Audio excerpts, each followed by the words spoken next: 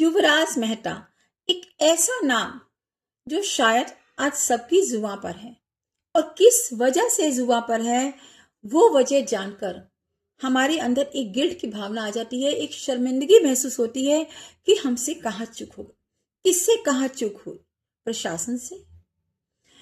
एक पिता की क्या गलती थी कि उनकी आंखों के सामने उनको जवान बेटा बोल रहा है, पापा मुझे बचा लो, मुझे बचा लो, मुझे बचा लो। लेकिन वो पिता कितना असहाय है कि वो अपने बेटे को मरते हुए देख रहा है, लेकिन वो बचा नहीं पाया। तो इसके लिए हम किसको जिम्मेदार कहें, समझ ही नहीं आता। मतलब 11-12 बजे वो लड़का जॉब से वापसी पर उसकी जो कार है वो एक दीवार से टकरा के एक नाले में गिर जाती है। वो नाला है या पानी है, मतलब समझ ही नहीं आता। उसमें गिर जाती है और वो लड़का, उसको होश है, उसके बावजूद उसने पापा उसमें होश में होगा तभी ना उसने अपने पापा को फोन किया, लोकेशन भेजी और कि पापा मुझे बचा लो। उसको लगा था मेरे पापा आएंगे और मुझे बचा लेंगे। मतलब उस समय जो कार के दरवाजे होते हैं बंद हो जाते हैं, पता नहीं किस तरह से वो लड़का उस पानी में से निकल निकल कर किस तरह से उस लड़के ने लोकेशन भेजी। वो कार की सीट पर से उसने कैसे कैसे मतलब कैसे कैसे उसने लोकेशन भेजी, किस तरह से उसने बात की। बहुत बड़ी बात है, उसकी हिम्मत को मतलब सलाम करने को दिल चाहता है। लेकिन अफसोस कि वो बच्चा हमारे सामने आज नहीं है। मतलब उसने लोकेशन भेजी, उसके पापा आए, उसके बाद सभी अधिकारियों को फोन किया उस जगह पर। मतलब वो लड़का आया, उसके पापा आए, वहां पर फायर ब्रिगेड की टीम आई, एनडीआरएफ की टीम आई, बचाव दल आए, पुलिस प्रशासनिक दल के अधिकारी आए। सब लोग करीब 80 या 100 लोग वहां जमा थे। उनके होते हुए भी हम उस बच्चे को नहीं बचा पाए। सब लोग अपनी अपनी तरह से प्रयास कर रहे थे, उसको बचाने के लिए रस्सी फेंक रहे थे। फायर ब्रिगेड वाली गाड़ियां जो थी वो कोशिश कर रही थी। तब आखिर कहाँ चूक हुई? आखिर कहाँ चूक हुई कि एक नाले में से या एक पानी के बवंडर में से अपने बच्चे को उस बच्चे को हम निकाल नहीं पाए, जो बार बार चिल्ला रहा है, अपनी मोबाइल से टार्च जला के, मतलब लाइट जला के बार बार दिखा रहे कि मैं यहाँ हूं, बार बार दिखा रहा है।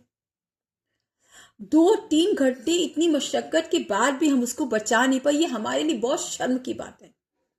मतलब बचाव दल जो है, मतलब उन लोगों को इसी चीज की ट्रेनिंग दी जाती है ना, जहां तक मेरा ख्याल है सबको ट्रेनिंग दी जाती है। टीचर बनेगा उसको भी ट्रेनिंग दी जाती है।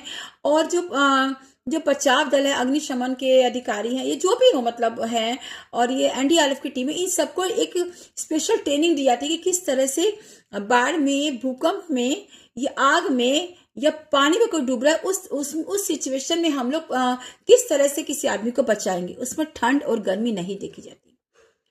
लेकिन कुछ वीडियो से पता चल रहा है कि कुछ लोगों के मुंह से सुनने में आ रहा है कि ठंड है, ठंड लग जाएगी। अरे भैया, हमारी ड्यूटी का हिस्सा है, तो ठंड कैसे लगेगी? अगर ठंड लग भी जाएगी तो हम जान से तो नहीं मरेंगे, जहां तक मेरा ख्याल है। जो आदमी 24 घंटे ड्यूटी दे रहा है उसको वही काम है, बचाना ही। मतलब हमारे संविधान में सबको अधिकार दिया गया कि सब अपने अधिकार का उपयोग करेंगे, अपनी जॉब को अपने एक अपने मतलब क्या कह सकते हैं, अपनी ड्यूटी समझकर करेंगे, अपने कर्म समझकर करेंगे। तब आखिर कहाँ चूक हुई? आखिर मतलब ये जो अधिकारी, एनडीआरएफ के जो अधिकारी है, ये जो इन लोगों को ट्रेनिंग दी जाती है कि किस तरह से हम बचाव करेंगे, किस तरह से एक आदमी को मरते हुए को हम बचाएंगे, तब ये ट्रेनिंग क्यों नहीं काम आई?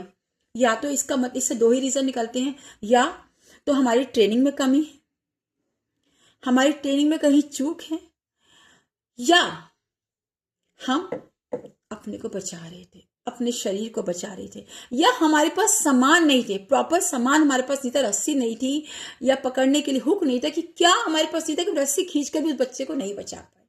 कोई बहुत बड़ी बात नहीं है, एक से केस होता है, गांव में भी होता है कई बार, तो लोग पानी में डूब के बचा लेते हैं किसी आदमी को। तो एक शहर में, एक पॉश कॉलोनी में, जहां पे लगता है कि हम शहरों में, लोगों को लगता है कि हम सुरक्षित हैं, हम हर तरह से सेफ हैं, यहाँ पर हर तरह से रात को 12-1 बजे चाहिए खाना आ जाएगा, पीना आ जाएगा, कुछ भी आ जाएगा। तो उस जगह में 12-1 बजे बहुत रात तो नहीं है, कोहरा है, धुंध है, तो वो तो होगा ही, मौसम है, मौसम का असर है।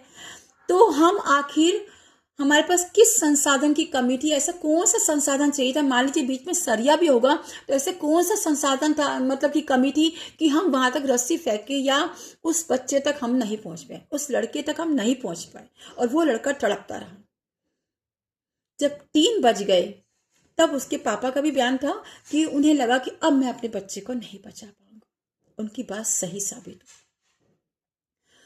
उसके बाद आवाज आनी धीरे धीरे बंद हो गई और गाड़ी धीरे धीरे धीरे धीरे उस दलदल में धंसती चली गई। और वो आंख के सामने वो लड़का, अपने पापा की आंखों के सामने वो लड़का डूबता रहा, डूबते डूबते वो नीचे चला गया। लेकिन इसमें एक चौंकाने वाली बात यह भी है कि एक डिलीवरी बॉय जिसके पास कोई संसाधन था, कुछ उसके पास मतलब एक नॉर्मल लड़का, उसको दया आई और वो वहीं से रस्सी वस्सी लेके जो भी उसके पास साधन था वो कूदा। कम से कम उसने कोशिश तो की, लेकिन तब तक शायद बहुत देर हो चुकी थी और वो उस लड़के को, युवराज मेहता को, बचा नहीं पाया। शायद इसका मलाल उसको भी होगा कि शायद मैं समय रहते वहां नहीं पहुंच पाए, नहीं तो वह बचा। शायद मुझे उम्मीद है अगर ऐसे 2-4 नौजवानों ने और कोशिश की होती तो शायद, या बचाव दल ने कोशिश की होती तो शायद वो उसको बचा सकते थे। अगर इस तरह से हम कन्नी काटेंगे अपनी ड्यूटी से, मतलब क्या कमी अपनी ड्यूटी से सब लोग कन्नी काटेंगे तो ये देश का कैसे विकास होगा। गणतंत्र दिवस आ रहा है, सब लोग जश्न मना रहे हैं संविधान के, मतलब हाँ कि हमारे देश हमारे देश का इस दिन संविधान बना था। तो मतलब इस देश में मतलब हम विश्व गुरु बनने जा रहे हैं, हम दुनिया का मुकाबला कर रहे हैं विश्व स्तर पर, और एक छोटी सी घटना, वो भी इतने बड़े शहर में, कि हम एक पानी में से एक लड़के को नहीं निकाल पाए, ये हमारे देश पर भी एक धब्बा है। मैं ये वीडियो इसलिए नहीं बना रही कि नहीं मुझे बनाना है, मुझे व्यूज करने, नहीं, ये हमारे दिल की आवाज है जो मुझे लगा कि आप तक पहुंचनी चाहिए।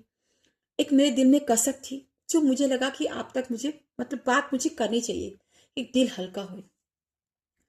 तो अब क्या ही कहें, हमारा देश इतना आगे बढ़ रहा है, हम इस चुनौतियों का सामना करने को तैयार है, हर तरह की चुनौती का सामना करने को तैयार है। और एक छोटी सी चुनौती हमारे सामने आई तो क्या, तो हमारे पास संसाधन नहीं है। अरे तो कोशिश करिए, तो आपका बचाव दल किस काम का कि आप एक बच्चे को नहीं बचा पाए। हाँ, उन लोगों पर केस होना चाहिए। जब एक ड्यूटी आप ड्यूटी पर है, उस ड्यूटी पर आप वो काम नहीं कर पाए तो इसमें गलती आप सरासर प्रशासनिक अधिकारियों की है। पता नहीं इस पर जांच बैठेगी या नहीं बैठेगी, मुझे नहीं पता, लेकिन आज जांच बैठेगी भी तो एक बाप का जवान बेटा जो आंखों के सामने ही चला गया वो तो वापस नहीं आएगा। लेकिन शायद अगर इस पे कस का नकेल कसी जाए, इस केस को, मतलब इस केस के तह तक जाया जाए तो शायद और जो नौजवान हैं, शायद किसके साथ भी दुर्घटना हो सकती है, वो लोग बच जाए। अक्सर हम दुर्घटना होती है तो हम लोग सोचते हैं अरे उसके साथ हुआ, हमारे साथ थोड़ी ना हुआ, हम यहीं पे चुप कर जाते हैं। जो उसके साथ किसी के साथ हो रहा है तो क्यों आप उसी रास्ते से जा रहे थे, क्यों नहीं आपके साथ भी होगा। जिससे हमारी सोच ही बदल गई कि वो उसके साथ हुआ तो वो काम मेरे साथ भी हो सकता है, तो शायद उस दिन से दुर्घटना होनी कम हो जाएगी। दूसरी बात, अपने बच्चों को हम इतने लाड प्यार से पालते हैं कि उन्हें खरोच नहीं आने देते, तो ये छोटे छोटे स्किल जो है ये भी बहुत काम आते हैं। तैरना हो गया, कूदना हो गया, थोड़ी ऊंचाई पर चढ़ना, यदि किसकी जान जा रही है हम उसे बचा सकें, तो एक छोटे छोटे स्किल है। तैरना भी एक स्किल है। उस लड़के के माँ बाप को भी नहीं पता हो कि ये भी स्किल कभी काम आ सकती है।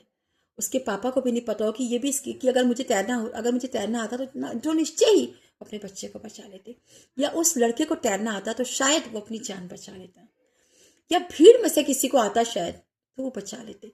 पता नहीं बचा भी पाते कि नहीं, आखिर क्या वजह रही कि उस छोटे से गड्ढे से एक लड़के को 100 लोग तमाशबीन बन के खड़े रहे लेकिन कोई उसको नहीं बचा पाया। ये हमारे देश पर बहुत बड़ा धब्बा है और हमें धर्म की राजनीति से ऊपर उठकर इसके बारे में विचार करना चाहिए। देखिए, पूजा पाठ मंदिर ठीक है, लेकिन पूजा पाठ मंदिर भी तभी काम आएगी जब आप एक सच्चे दिल से एक मानव की रक्षा कर सकें। आप यहाँ पे किसी को बचा ही नहीं पाए, आप खड़े खड़े तमाशा बन रहे हैं और वहां जाके मंदिर में आप जल चढ़ा रहे हैं, तो वो पूजा किस काम की। धर्म की राजनीति से ऊपर उठकर हमें ये सोचना चाहिए कि ये देश हमारा है, यहाँ के नागरिक हमारे हैं, और यदि हम ही एक दूसरे की रक्षा करेंगे तभी हमारा देश आगे बढ़ पाएगा। जिस तरह से वो बच्चा किसी का है, उस तरह से हमारे बच्चे के साथ भी कभी घटना हो सकती है। ये सोचकर यदि हम रहेंगे, काम करेंगे, तो शायद हमारा देश आगे बढ़ सकता है। ये छोटी मोटी परेशानियां दूर हो सकती हैं। तो अपने स्किल को अपना इस छोटे छोटे स्किल को अपनाइए, जीवन में आगे बढ़िए, एक दूसरे की हेल्प करिए। और मैं भगवान से बस यही प्रार्थना करती हूँ कि युवराज माता जी के पापा को ये दुख सहने की शक्ति दें। और क्या ही कहूँ,